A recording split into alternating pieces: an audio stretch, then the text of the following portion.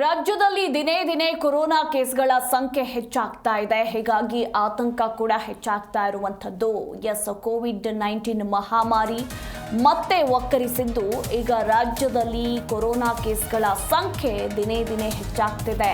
Killer ಕೊರೋನಾಗೆ silicon ಸಿಟಿಯಲ್ಲಿ ಮತ್ತೊಂದು ಬಲಿಯಾಗಿದೆ ಅನ್ನೋದರ ಕುರಿತು ಮಾಹಿತಿ ಸಿಕ್ಕಿರುವಂಥದ್ದು. ಮಹಾಮಾರಿ ಕೊರೋನಾಗೆ 63 ವರ್ಷದ ವ್ಯಕ್ತಿಯೊಬ್ಬರು ಸಾವನ್ನಪ್ಪಿದ್ದಾರೆ. ಆಲ್ರೆಡಿ ಸಿಲಿಕಾನ್ ಸಿಟಿ ಬೆಂಗಳೂರಿನಲ್ಲಿ ಕೊರೋನಾ ಮಹಾಮಾರಿಯಿಂದ 80 ವರ್ಷದ ವೃದ್ಧರೊಬ್ಬರು ಸಾವನ್ನಪ್ಪಿದ್ರು. ಈಗ 63 ವರ್ಷದ ವ್ಯಕ್ತಿ ಸಾವನ್ನಪ್ಪಿದ್ದಾರೆ ಅನ್ನೋದರ ಕುರಿತು ಮಾಹಿತಿ ಇರುವಂಥದ್ದು. ಅನಾರೋಗ್ಯ ಸೇರಿ ಕೋವಿಡ್ ಸೋಂಕಿನಿಂದ ವ್ಯಕ್ತಿ ಸಾವನ್ನಪ್ಪಿದ್ದಾರೆ. ಅಂದರೆ ಇವ್ರಿಗೆ ಮೊದಲೇ ಆರೋಗ್ಯ ಸರಿ ಇರಲಿಲ್ಲ, ಅನಾರೋಗ್ಯ ಇತ್ತು. ಅದರ ಜೊತೆಗೆ ಕೋವಿಡ್ ಸೋಂಕು ಕೂಡ ದೃಢಪಟ್ಟಿದ್ದು ಈಗ ವ್ಯಕ್ತಿ ಬೆಂಗಳೂರಿನ ಖಾಸಗಿ ಆಸ್ಪತ್ರೆಯಲ್ಲಿ ಸಾವನ್ನಪ್ಪಿದ್ದಾರೆ. ಮೇ 21ರಂದು ಚಿಕಿತ್ಸೆಗೆ ದಾಖಲಾಗಿದ್ದ ಮೃತ ವ್ಯಕ್ತಿ. ಈ ಬಗ್ಗೆ ಇನ್ನೂ ಹೆಚ್ಚಿನ ಡೀಟೇಲ್ಸ್ ಕೊಡ್ತಾರೆ ನಮ್ಮ ಪ್ರತಿನಿಧಿ ಮಂಜುನಾಥ್. ದಿನೇ ದಿನೇ ಒಂದು ಕಡೆ ರಾಜ್ಯದಲ್ಲಿ ಕೋವಿಡ್ ಪ್ರಕರಣಗಳ ಸಂಖ್ಯೆ ಹೆಚ್ಚಾಗ್ತಾ ಇದ್ದು, ಹಾಗೆ ಮೃತಪಡ್ತಾ ಇರುವವರ ಸಂಖ್ಯೆ ಕೂಡ ಹೆಚ್ಚಾಗ್ತಾ ಇದೆ. ಅದು ಕೂಡ ಸಿಲಿಕಾನ್ ಸಿಟಿ ಬೆಂಗಳೂರಿನಲ್ಲೇ ಅತಿ ಹೆಚ್ಚು ಕೇಸ್ಗಳು ದಾಖಲಾಗ್ತಾ ಇದ್ದು ಈಗ ಮತ್ತೊಂದು ಬಲಿ ಪಡೆದುಕೊಂಡಿದೆ ಕಿಲ್ಲರ್ ಕೊರೋನಾ. ಈ ಬಗ್ಗೆ ಹೆಚ್ಚಿನ ಡೀಟೇಲ್ಸ್.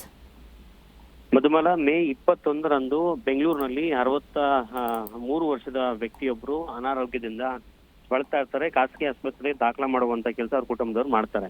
ಅದಾದ ಬಳಿಕ 27-28ರಂದು ಅವರ ಆರೋಗ್ಯದಲ್ಲಿ ತುಂಬಾ ವ್ಯತಿರಿಕ್ತವಾದಂತಹ ತೊಂದರೆ ಕಾಣಿಸ್ಕೊಳ್ಳುತ್ತೆ. 29ಕ್ಕೆ ಇದ್ದಕ್ಕಿದ್ದಂಗೆ ಅವರು ಮೃತಪಡುವಂತ ಕೆಲಸ ಆಗುತ್ತೆ. ಜೊತೆಗೆ ಈ ಮೃತಪಟ್ಟಂತ ವ್ಯಕ್ತಿಯ ಆರೋಗ್ಯ ಜೊತೆಗೆ ಬ್ಲಡ್ ಎಲ್ಲ ಟೆಸ್ಟ್ ಮಾಡಿದಾಗ ಕೊರೋನಾ ಸೋಂಕು ಅವರಿಗೆ ಹರಡಿತ್ತು. ತೀವ್ರವಾದಂತಹ ಕೊರೋನಾ ಸೋಂಕು ಹರಡಿದಂತಹ ಕಾರಣದಿಂದಾಗಿ 29ರಂದು ಮೃತಪಟ್ಟಿದ್ದಾರೆ ಎನ್ನುವಂತಹ ದೃಢ ವರದಿಯನ್ನ ಆರೋಗ್ಯ ಇಲಾಖೆ ದೃಢಪಡಿಸಿರುವಂತದ್ದು. ಈ ಮೂಲಕವಾಗಿ ಬೆಂಗಳೂರು ಸೇರಿದಂತೆ ರಾಜ್ಯದ ಒಟ್ಟಾರೆಯಾಗಿ 4 ಪ್ರಕರಣಗಳು ಈ ಕೊರೋನಾ ಸೋಂಕಿಗೆ ಬಲಿಯಾಗಿದ್ದಾವೆ ಎನ್ನುವಂತಹ ಮಾಹಿತಿಯನ್ನ ಆರೋಗ್ಯ ಇಲಾಖೆ ಮೃತಪಟ್ಟಿರುವಂತಹ ವರದಿಯನ್ನ ಈಗಾಗಲೇ ಕೊಟ್ಟಿರುವಂತದ್ದು. ಇದ್ರ ಜೊತೆಗೆ ದಿನೇ ದಿನೇ ರಾಜ್ಯದಲ್ಲಿ ಕೊರೋನಾ ಸೋಂಕು ಏರುಗತಿಯಲ್ಲಿ ಸಾಗ್ತಾ ಇದೆ. ಸದ್ಯಕ್ಕೆ ಈಗ 238 ಕೋವಿಡ್ ಸಕ್ರಿಯ ಪ್ರಕರಣಗಳ ಸಂಖ್ಯೆ ಇರುವಂತದ್ದು. ಕಳೆದ 24 ಗಂಟೆಯಲ್ಲಿ ಹೊಸದಾಗಿ 58 ಹೊಸ ಕೊರೋನಾ ಪ್ರಕರಣಗಳು ಕಾಣಿಸ್ಕೊಂಡಿರುವಂತದ್ದು. ಜೊತೆಗೆ ಕಳೆದ 24 ಗಂಟೆಯಲ್ಲಿ 53 ಮಂದಿಗೆ ಹೊಸದಾಗಿ ದಾಖಲಾಗಿರ್ತಾರೆ, ಅವರು ಗುಣಮುಖರಾಗಿ ಮನೆಗೆ ಹೋಗುವಂತ ಕೆಲಸ ಆಗಿದೆ. ಕೊರೋನಾ ಪಾಸಿಟಿವಿಟಿ ರೇಟ್ ಅನ್ನ ನೋಡೋದಾದ್ರೆ 13.8% ಇರುವಂತದ್ದು.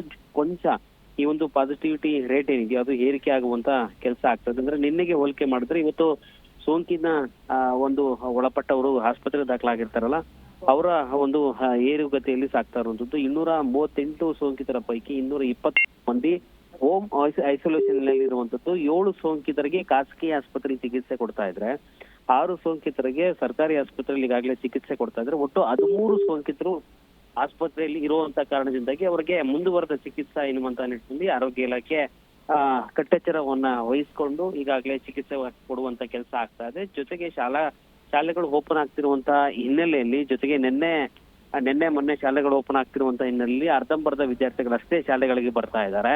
ಈ ಕೊರೋನಾ ಸೋಂಕು ಏರುಗತಿಯಲ್ಲಿ ಇರುವಂತಹ ಕಾರಣದಿಂದಾಗಿ ಪೋಷಕರು ಕೂಡ ಮನವಿ ಮಾಡುವಂತ ಕೆಲಸ ಈಗಾಗಲೇ ಶಿಕ್ಷಣ ಇಲಾಖೆ, ಶಾಲಾ ಶಿಕ್ಷಕರು ಮಾಡ್ತಾ ಇರುವಂತದ್ದು. ಜೊತೆಗೆ ಖಾಸಗಿ ಶಾಲೆಗಳಲ್ಲೂ ಕೂಡ ಕೊರೋನಾ ಮುನ್ನೆಚ್ಚರಿಕಾ ಕ್ರಮಗಳಲ್ಲಿ ಏನೆಲ್ಲ ಮುನ್ನೆಚ್ಚರಿಕಾ ಕ್ರಮಗಳನ್ನು ವಹಿಸಬೇಕು ಅವೆಲ್ಲವನ್ನು ಕೂಡ ವಹಿಸುವಂತ ಕೆಲಸ ಆಗ್ತಾ ಇದೆ. ಇವತ್ತು ಭಾನುವಾರ, ಜೊತೆಗೆ ನಾಳೆ ಬಹುತೇಕ ಎಲ್ಲಾ ಶಾಲೆ ಕಾಲೇಜುಗಳು ಓಪನ್ ಆಗ್ತಿರುವಂತಹ ಕಾರಣದಿಂದಾಗಿ ವಿದ್ಯಾರ್ಥಿಗಳು ಎಷ್ಟರ ಮಟ್ಟಿಗೆ ಬರ್ತಾರೆ ಎನ್ನುವಂತಹ ಒಂದು ಅಂಕಿಅಂಶಗಳನ್ನು ಕೂಡ ಲೆಕ್ಕ ಹಾಕುವಂತ ಕೆಲಸ ಶಿಕ್ಷಣ ಇಲಾಖೆ ಮಾಡ್ತಾ ಇದೆ. ಅದಾದ ಬಳಿಕ ಕೊರೋನಾ ಸೋಂಕು ಇವತ್ತು ಏರುಗತಿಯಲ್ಲಿರುವಂತದ್ದು. ಜೊತೆಗೆ ನಾಳೆಯಿಂದ ಆಚೆಗೆ ಕಡಿಮೆ ಬಂದ್ರೆ ಅಗತ್ಯ ಕ್ರಮಗಳನ್ನ ಮುಂದುವರೆದ ಭಾಗವಾಗಿ ನೋಡ್ಕೊಳ್ತಾರೆ. ಇನ್ನೂ ಹೆಚ್ಚಿನ ರೂಪದಲ್ಲಿ ಬಂದ್ರೆ ಇನ್ನಷ್ಟು ಮುನ್ನೆಚ್ಚರಿಕೆ ಕ್ರಮಗಳನ್ನು ವಹಿಸೋದಕ್ಕೆ ಸರ್ಕಾರ ಸೂಚನೆ ಕೊಟ್ಟಿರುವಂತದ್ದು. ಶಿಕ್ಷಣ ಇಲಾಖೆ ಕೂಡ ಮುಂದಾಗ್ತಾ ಇದೆ. ಮಧುಮಾಲ. ಥ್ಯಾಂಕ್ ಯು ಮಂಜುನಾಥ್, ನಿಮ್ಮೆಲ್ಲ ಮಾಹಿತಿಗಾಗಿ.